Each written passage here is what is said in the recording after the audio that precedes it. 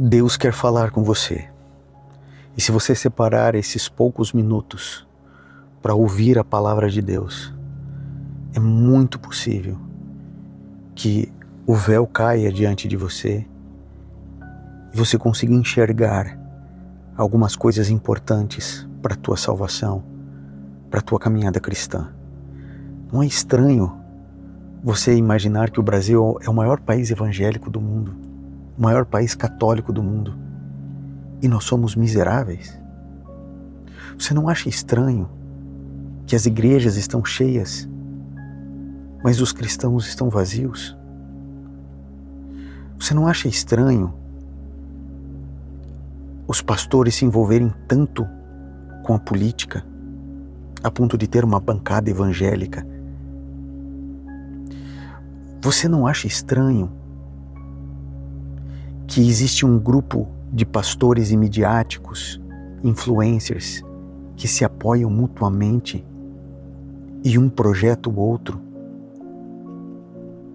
Seria isso apenas um caminho para o evangelismo? Será que realmente deveríamos estar envolvidos na política? Afinal de contas, Daniel era um estadista, José era o governador do Egito. O que acontece com o nosso país? 30% de evangélicos no Brasil, 30% das pessoas desse país são evangélicos. Mais do que isso são católicos. O que acontece? Porque somos uma nação tão miserável, apesar de tão bela e rica, porque somos tão pobres? Porque a nossa família está sendo dissolvida nas redes sociais? E porque nós somos tão fracos e frágeis emocionalmente e mentalmente, cada dia mais doentes? Bom, a palavra de Deus, ela sempre lança luz às almas sinceras. A palavra do Senhor sempre cuidará em não nos deixar na obra do engano e na escuridão espiritual. Se você dedicar esses minutos, tenha certeza, Deus falará com você. Para abrirmos a Bíblia, eu quero convidar você a orarmos, para que o bondoso Espírito Santo nos acompanhe no que a palavra quer dizer para você e para mim. Bondoso Pai, Criador dos céus e da terra, pedimos que esses poucos minutos recebam o poder do alto do céu, não apenas para falar ao nosso coração e à nossa mente, mas para nos conduzir a uma mudança que somente o Senhor pode produzir. Por isso, Senhor, pedimos o Teu Santo Espírito aqui entre nós. Estamos separados por milhares de quilômetros. Eu não sei quando esse teu filho, a tua filha, estará vendo essa mensagem, mas que o teu amor, a tua bondade, o teu perdão alcance esse meu irmão, essa minha irmã, e que o Senhor continue tendo piedade de mim. Que o Senhor possa ungir meus lábios e que a mensagem fale ao coração dos teus filhos, em nome de Jesus. Amém. Querido, eu orei bastante a Deus para trazer essa mensagem que não é minha, que provavelmente será impopular, mas que eu preciso cumprir o propósito e o chamado pelo qual Deus me trouxe à existência. Eu espero que essa mensagem fale a você. A mensagem ela é baseada em alguns versos do livro de Jeremias, um profeta que foi chamado muito cedo para anunciar uma mensagem de juízo, de advertência para o povo de Israel. Jeremias se achava muito novo, incapaz, mas Deus disse para ele: olha, não digas que tu és uma criança, que você não sabe falar. Eu vou colocar as palavras na tua boca e onde eu te enviar você vai. Sabe o que é mais interessante da história de Jeremias? Deus falou para Jeremias: olha, você vai pregar a tua vida toda e ninguém vai te escutar. Ninguém vai aceitar a mensagem. Não se preocupe, eles não estão rejeitando você. Eles estão me rejeitando. E quando chega no capítulo 7 de Jeremias, nos primeiros versos, nós lemos o seguinte nas Sagradas Escrituras: esta é a palavra que veio a Jeremias da parte do Senhor. Fique junto à porta do templo do Senhor e proclame esta mensagem. Deus mandou Jeremias para a porta do templo, onde os líderes religiosos, onde os sacerdotes, onde os levitas e onde todo o povo se encontrava. O povo de Israel amava mais o templo do que o dono do templo. Eles viviam em todo tipo de pecado, mas eles estavam sempre fazendo o seu sacrifício no templo. Eles eram estritos no cumprimento de tudo que Deus pedia, mas o coração não era de Deus. Eles estavam cheios de espiritualismo. Todos os símbolos do templo, eles foram deturpados. A confiança do povo não estava em Deus. A confiança deles estava no fato de que eles eram judeus, israelitas. A confiança deles é que Deus era o único Deus verdadeiro, então eu estou protegido. Mas eles não amavam Deus. Eles cumpriam todas as regras, guardavam todos os mandamentos, praticavam todas as festas religiosas, festa do Pentecostes, festa da Páscoa, festa dos tabernáculos, todas as festas religiosas, eles participavam com toda a pompa, com todos os ritos e rituais eram cumpridos. Mas a verdade é que Deus vai dizendo assim, se vocês realmente corrigirem a sua conduta e as suas ações e se de fato tratarem uns aos outros com justiça, se não oprimirem o estrangeiro, o órfão e a viúva e não derramarem sangue inocente neste lugar, e se vocês não seguirem outros deuses para a sua própria ruína, então eu os farei habitar neste lugar, na terra que dei aos seus antepassados, desde a antiguidade para sempre. Mas vejam, vocês confiam em palavras enganosas e inúteis. Nós estamos falando aqui do povo de Deus, que eram os detentores, do Pentateuco, da Torá, da lei, o povo escolhido de Deus. Eles estavam confiando em palavras enganosas e inúteis. Será que isso está acontecendo conosco, na nossa nação, na nossa casa e no nosso coração? Perceba que o povo seguia os líderes, que eram palavras enganosas e inúteis. Será que nossos líderes religiosos não estão enganados e por isso nos enganando? Eu não estou aqui para falar mal de alguém, porque essa não é a função de um cristão. Eu não posso julgar a mente e o coração daqueles que são donos de igreja ou daqueles que presidem, dos grandes líderes e dos pequenos líderes, dos líderes locais. Eu não leio mente, não leio coração, não ouço conversas que Deus conhece, por isso só Ele pode julgar. Mas vamos pensar em uma hipótese razoável. É possível que muitos líderes estejam enganados e por isso transmitindo engano com palavras inúteis. Sabe, eu acompanho e assisto a mensagem de muitos pastores influencers e eu confesso a você que há uma tristeza no meu coração, porque eles poderiam ser uma grande bênção. Eles poderiam ser sal da terra e luz do mundo. Eles têm milhões e milhões de seguidores,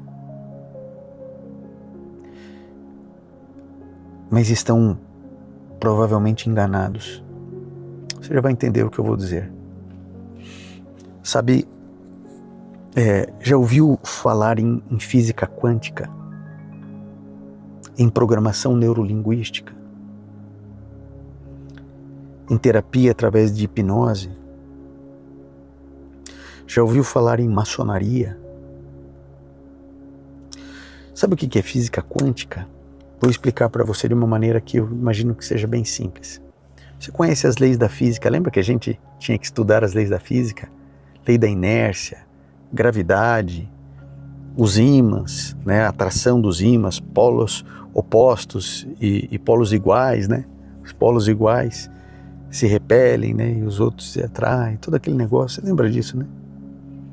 Então, existe uma doutrina que não é bíblica, que é espiritualista, que vem da sabedoria do inferno e que invade a alma de influencers. Eles dizem que, da mesma maneira que o mundo físico é regido por leis físicas, lei da gravidade, lei da inércia, entropia, todas essas leis que existem e que tornam o mundo físico possível, elas são replicáveis para o mundo espiritual. Então, assim como um ímã pode se atrair ou se expelir, dependendo dos teus pensamentos e das tuas palavras, você vai atrair coisas boas ou vai expelir coisas boas, atrair coisas ruins ou repelir coisas ruins. Isso é física quântica, é você pegar os princípios da física e transpor para o mundo espiritual. Então, para que eu possa aplicar as regras da física quântica, eu preciso mudar meu mindset. Eu preciso entender o que é mindfulness. Eu preciso exercer as meditações e colocar dentro de mim a verdadeira gratidão. Porque aí eu vou equilibrando as energias espirituais. E quando a gente fala dessas coisas, existem esta ideologia aberta como o segredo, né? Isso é aberto. E aí no meio evangélico, muitos pastores influencers creem nisso, ensinam isso. Só que a sutileza do erro é muito maior, porque o tempo inteiro eles usam a Bíblia. O tempo inteiro eles alicerçam na palavra de Deus. Então tem cara de cristianismo, tem lógica racional e as pessoas são encantadas por uma teologia subliminar que não é bíblica. As pessoas creem em engano e mentira. A lei da Bíblia não é a lei da atração. A lei bíblica é a lei da semeadura. Só que eles pegam versos da Bíblia para solidificar uma filosofia totalmente esotérica.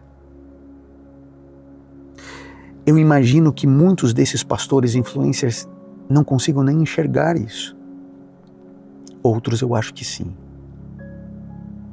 Eu não tenho dúvidas, porque em todos os tempos existiram líderes maldosos infiltrados pelo diabo no meio do povo de Deus. Sempre existiu. Jesus nos advertiu em Mateus 7, dizendo: olha, cuidem, existem lobos devoradores, falsos profetas. Não pensem que eles são bobos ou ignorantes. Eles são inteligentíssimos, carismáticos, eloquentes, influenciam multidões. A aparência sempre será de piedade. Se você ouvir o que eles têm a dizer, é encantador, é sedutor. Porque talvez você precise prosperar financeiramente. Talvez você precise prosperar como indivíduo, como ser humano. Talvez você precise prosperar intelectualmente. Talvez a necessidade da sua prosperidade seja nos seus relacionamentos familiares, afetivos, emocionais. E existe um discurso para cada necessidade humana. O problema da lei da atração é que ela é uma contrafação, é uma deturpação da lei da semeadura. Paulo diz na sua carta a Timóteo, dizendo assim, olha, Deus não se deixa escarnecer. Aquilo que o homem semear, isso ele vai plantar, isso ele vai colher. Aquilo que ele semear é o que ele vai colher. Se você plantar beterraba, vai colher beterraba. Se você plantar um pé de pitanga, você vai colher pitanga. Isso é uma lei da semeadura. Só que isso, eles pegam esse conceito e eles projetam para um outro lugar. O provérbio diz, assim como imagina a sua alma, assim ela é. Então eu vou ter que contemplar o meu futuro, né? Eu vou, através dos meus pensamentos e palavras, tornar realidade a minha vida. Isso projeta para você um poder que você não tem, nem eu. Ah, mas a Bíblia diz, Ivan, lá no livro de Jó, os meus maiores medos foi isso que aconteceu comigo. Sabe, se nós não tivermos clareza, nós vamos tirar os textos dos contextos. E isso servirá para a nossa ruína e para a nossa destruição. Querido, você tem medo de muitas coisas. E nem todas elas se cumpriram.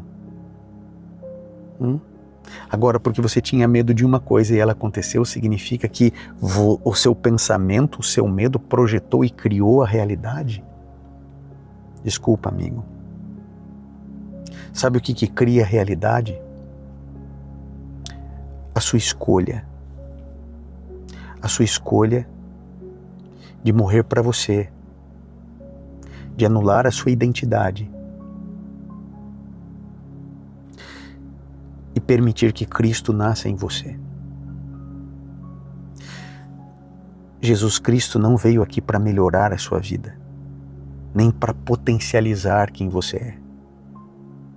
Jesus Cristo veio para te dar uma outra vida e Ele disse, olha, você vai precisar morrer para nascer de novo. Não é, a mensagem de Jesus não é firmar sua identidade, é anular quem eu e você somos, para que Cristo viva em nós. Paulo disse, eu estou crucificado com Cristo, já não sou eu quem vivo, Cristo vive em mim. Portanto, ele diz assim, agora eu não vivo mais na carne. Eu não estou mais procurando a prosperidade, eu não estou mais procurando me servir, eu não sou mais o centro da minha vida, aliás, eu nem existo. Porque morto não tem vontade própria, morto não tem opinião. Nós morremos para a nossa vida. E essa morte, ela precisa ser constante, porque o homem mau, ele pode ressuscitar a cada instante, a cada segundo. Aqui, Jeremias, ele está dizendo, olha, vocês estão confiando em palavras enganosas e inúteis. Cuidem para que vocês não sejam enganados com a sutileza de um erro, de uma deturpação bíblica. Aí sabe o que a gente descobre? Jeremias ainda 7, 23 e 24, são versos poderosos, mas duros.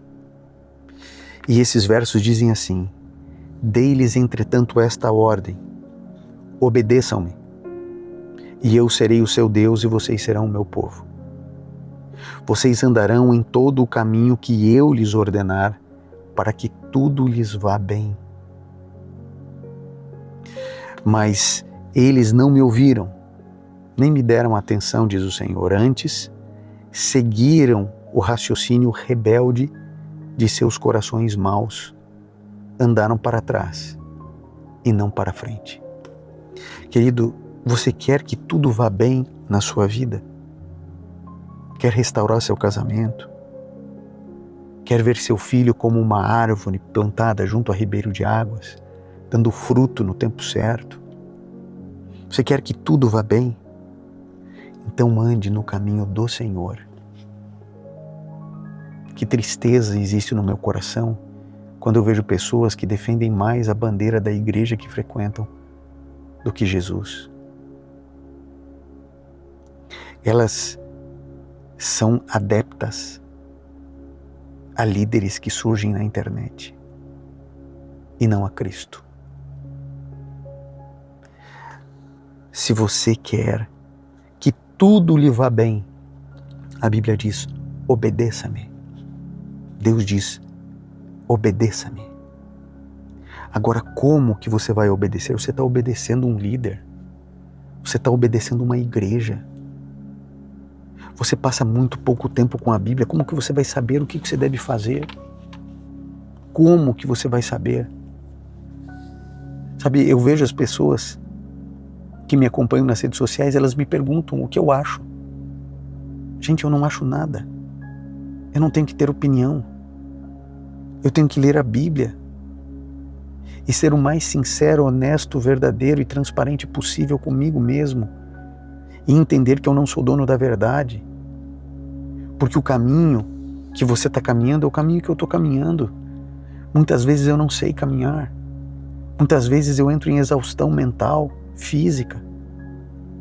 Nessa caminhada tem dias que eu estou desanimado, abalado, há dias que eu estou com um pouco mais de energia.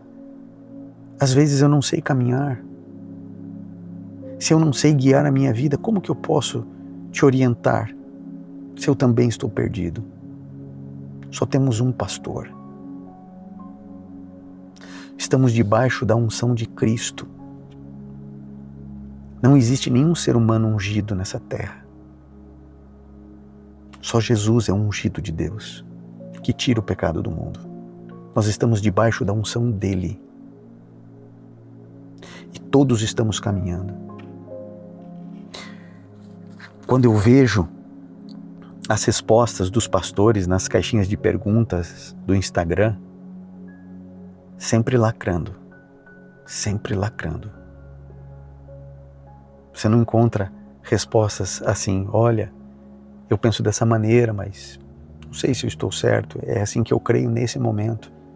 Você não vê nenhuma resposta dizendo assim, olha, eu não sei responder você, também tenho essa dúvida. Sabe, nós seguimos o raciocínio do nosso coração. Se tem lógica, se faz sentido, então eu vou seguir, então eu vou fazer. Mas a sabedoria do homem é loucura diante dos olhos de Deus. Só existe um lugar seguro, amigo.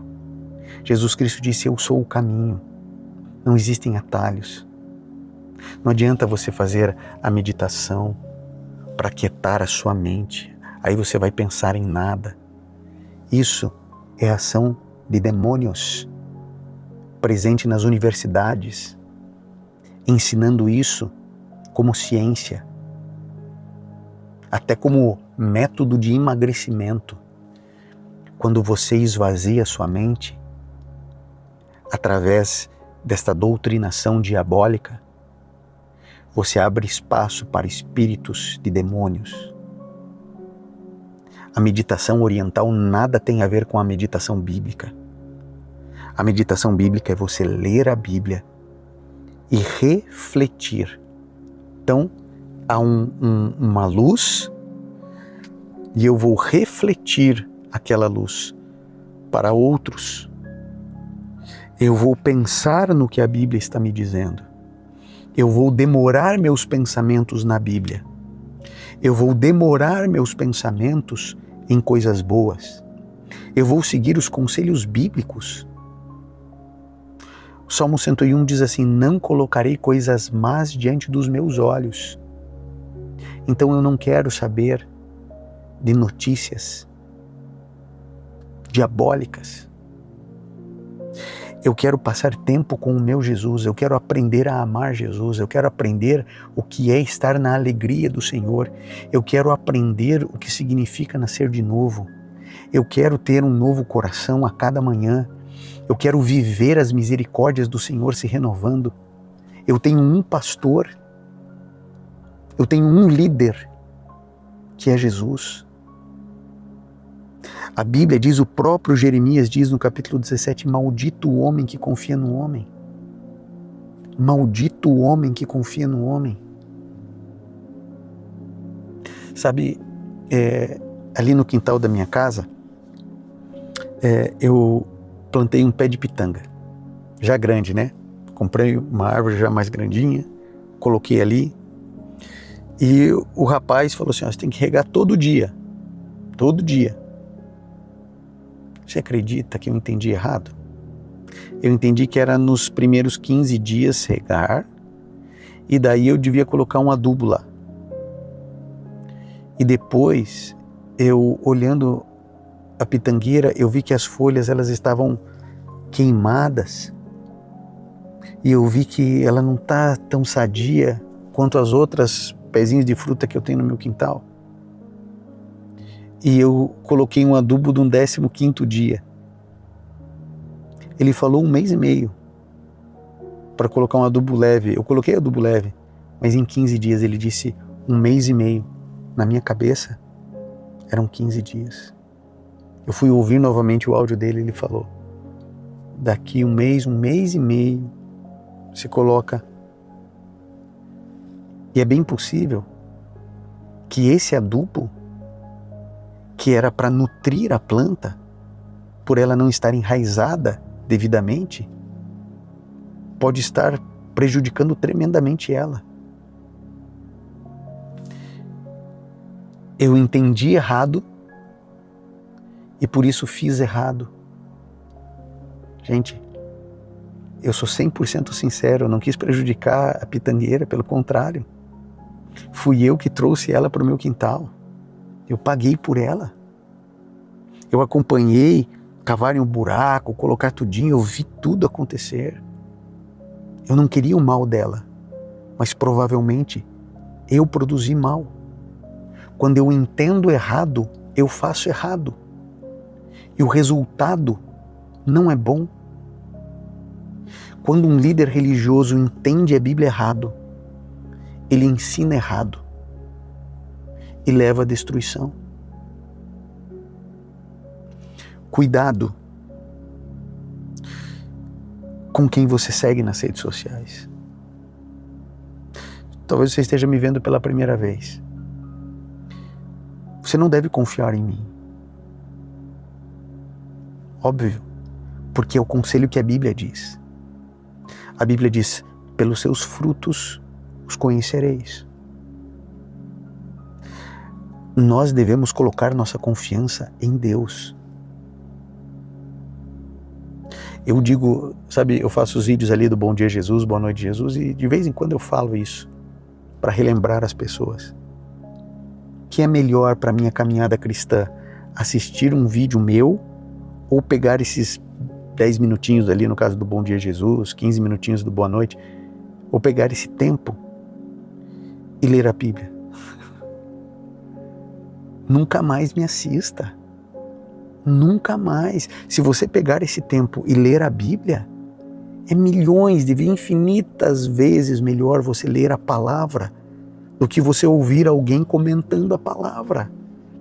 Só que um vídeo de alguém comentando é mais fácil, é mais agradável, é passivo, eu não preciso forçar minha mente.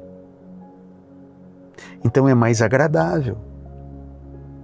É pecado assistir um vídeo? Claro que não. Aliás, essa é uma porta de entrada para estimular você a examinar as Escrituras, porque esse é o conselho de Jesus. Examine as Escrituras, porque nelas você vai encontrar a vida eterna. É muito mais do que uma lida superficial, é examinar as Escrituras. Examinar, passar tempo com Jesus, lendo a palavra do Senhor.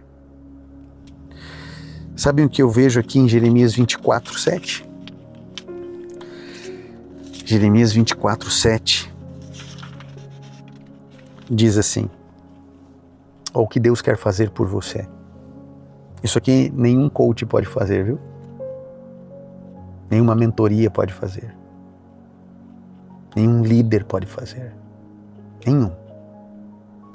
Jeremias 24:7, Deus declara: eu lhes darei um coração capaz de me conhecer e de saber que eu sou o Senhor. Serão o meu povo e eu serei o seu Deus, pois eles se voltarão para mim de todo o coração. Deus quer dar um novo coração a você e a mim. Um coração capaz de conhecer a verdade e não ser enganado. Lembre-se que a estratégia do diabo sempre foi a mesma: misturar a verdade com a mentira. E ele faz assim, ele põe 90% de verdade, 10% de mentira, bem sutil. Às vezes é 99% de verdade, mas aquele 1%, como uma pequena dose de veneno, é capaz de contaminar todo um prato de comida, todo um copo de bebida. Uma pequena mentira misturada com 99% de verdade é capaz de destruir você, de acabar comigo. Deus diz que nos dará um novo coração capaz de conhecer o Senhor. Você sabe que Jesus Cristo, quando ele veio aqui a essa terra, ele disse assim: olha, eu, quando for ao Pai, eu enviarei um outro igual a mim, que ele os guiará em toda a verdade. Quem pode guiar você na verdade? É o Espírito Santo. Então, se você vai comer carne de porco ou não vai, quem tem que conduzir você é o Espírito Santo, não é a tua igreja, não é o teu pastor. Se você vai guardar o sábado, o domingo, a sexta-feira, a quarta-feira, ou guardar dia nenhum, quem tem que conduzir você é o Espírito Santo. Esta é a obra do Deus Espírito Santo. Não sou eu que tenho que te conduzir, eu não sei conduzir. Tem coisas que eu acreditava que hoje eu não acredito mais. Tem coisas que eu pregava que hoje eu não prego mais. Porque a Bíblia declara que a vereda do justo é como a luz da aurora, vai brilhando mais e mais. Então a gente vai aprendendo, vai amadurecendo. Agora, se eu declaro como assim diz o Senhor aquilo que eu penso, aquilo que eu creio, a minha opinião, olha o tamanho da loucura, a minha interpretação bíblica. Eu digo que é o assim diz o Senhor, eu posso estar conduzindo você para um lugar escuro, cheio de trevas, mesmo sendo sincero. O Espírito Santo é quem nos conduz a toda a verdade. O que acontece quando o homem morre? Você pode pegar as doutrinas da tua igreja e acreditar no que está ali, mas quem tem que conduzir é o Espírito Santo. Eu vejo as pessoas pedindo para ter mais alegria, ou para ter mais domínio próprio, ou para ter mais paciência. Não, amigo. Você não precisa orar por essas coisas. Você deve orar para receber o Espírito Santo. Porque o Espírito Santo, ele, quando está em nós, ele produz frutos. Alegria, amor, paciência, bondade, amabilidade, domínio próprio, fidelidade. O fruto do Espírito é esse. Por isso que Jesus Cristo disse: pelos seus frutos os conhecereis. Porque o Espírito Santo produz bons frutos. O Espírito Santo, ele nos dá discernimento de espíritos. Sabia disso? O Espírito Santo, ele nos revela o que está por trás do sorriso, das gravatas coloridas e dos milhões de seguidores. O Espírito Santo nos diz: esta pessoa é meu filho e me pertence, é meu servo. Esta pessoa é servo do diabo, que veio com sutileza roubar, matar e destruir você e a tua casa. Discernimento de espíritos, discernimento espiritual. Deus dará um coração que tenha capacidade de conhecer e saber. E aí diz assim, ó, pois eles se voltarão para mim de todo o coração, de todo o coração. E aí então aqui Em Jeremias 29, no verso 13 diz: vocês me procurarão e me acharão quando me procurarem de todo o coração. Sabe por que o nosso Brasil é tão miserável? Porque existem milhões de católicos, milhões de evangélicos, mas poucos cristãos. Poucas pessoas nasceram de novo. Aliás, historicamente sempre foi assim. Todos os líderes espirituais da época de Noé estavam errados. Todos os líderes, ou a grande esmagadora maioria dos líderes religiosos na época de Jesus, eram diabólicos, mas liam a Bíblia todos os sábados. Conheciam as Sagradas Escrituras de cor, mas eram filhos de demônios. Você acha que o filho do demônio é só o satanista, né? Satanás, ele é esperto demais. Agora, aquele que buscar de todo o coração não será enganado. Não será enganado. Os cristãos sempre foram minoria. Na Idade Média, na Igreja Cristã Primitiva, perseguidos, humilhados, abatidos, feridos, oprimidos. Parece que não tem força. Mas são esses homens e mulheres que são o sal da terra, que são usados por Deus para ser luz do mundo. Cuidado. Os pastores estão pregando que se você tiver gratidão, você vai atrair coisas boas. Um ateu pode ter gratidão. As coisas boas, gente, não vêm da gratidão. As coisas boas vêm do Senhor. A gratidão nada mais é do que o reconhecimento de que tudo veio das mãos de Deus. Eu reconheço que eu só estou vivo por Deus. E você está querendo dizer que a gente não deve ser grato? Claro que não. A Bíblia diz que você deve ser grato e ter gratidão por tudo. Mas a tua prosperidade não virá de você ter uma mente grata. Consegue ver a sutileza do erro? É claro que você deve ter bons pensamentos e boas palavras. Mas a tua salvação não virá disso. Nem a tua prosperidade. A tua prosperidade vem do Senhor. E não de uma mudança de pensamento. Não de uma transformação de mindset. Não, amigo. Você não precisa se sintonizar com o universo. Você precisa se arrepender dos seus pecados. Você precisa clamar a Deus por perdão. Implorar por um novo coração. Vocês me procurarão e quando me acharão? Quando me procurarem de todo o coração. Sabe o que você deveria fazer agora? Cair de joelhos.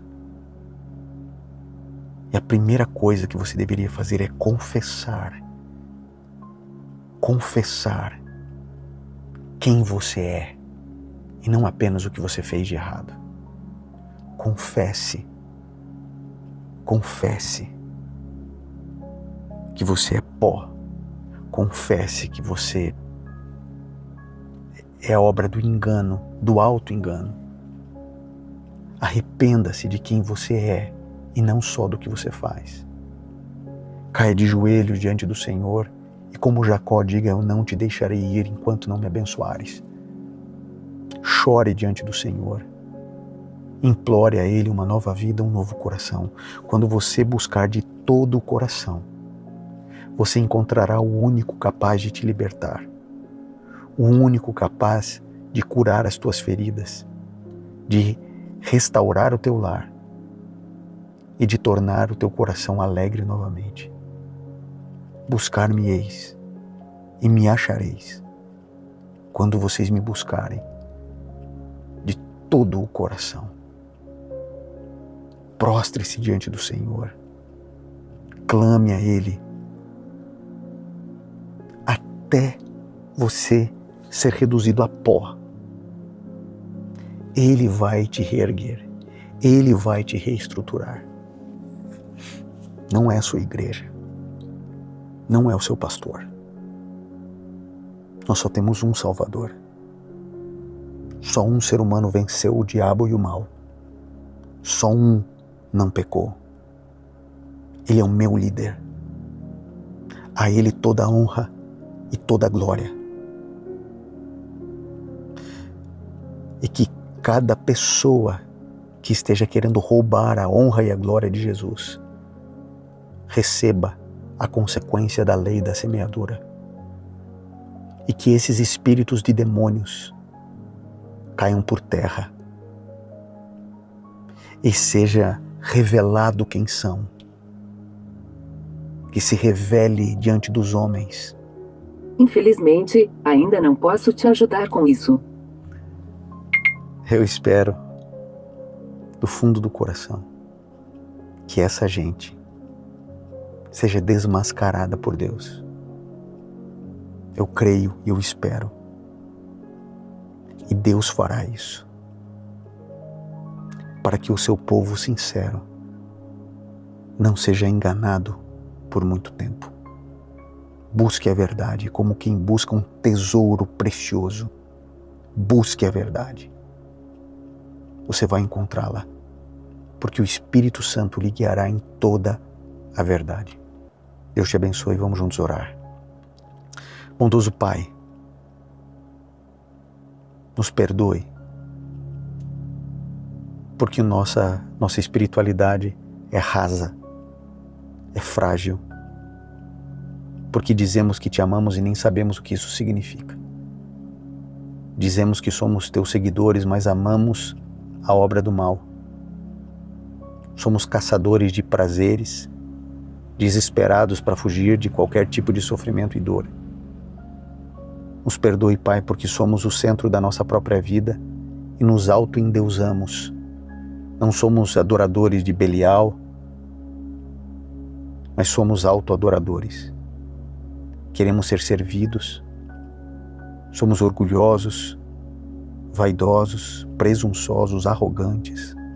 Somos blasfemadores e frequentadores de igreja. Pai, tenha piedade de nós. Quebra a nossa vida e faz-a de novo. Reduza-nos a pó e nos levante para sermos aquilo que o Senhor sonha e deseja. Não permita que teus filhos sinceros sejam enganados pela maçonaria infiltrada na vida e na liderança evangélica. Não permita, Senhor, que a sutileza e esperteza do diabo nos afaste um centímetro do caminho único que é Jesus. Desmascare, Senhor, essas pessoas perversas e más. E se existe algum líder religioso sincero, enganado, projetando um engano, Pai, revele-se a ele. Mostre seus erros e que o teu Santo Espírito lhe dê coragem para se retratar e viver de acordo com a tua santa e boa vontade. Eu peço, Senhor, cuida de cada um de nós, em nome de Jesus. Amém. Querido, Deus abençoe você, Deus abençoe o seu lar, um grande abraço e até mais.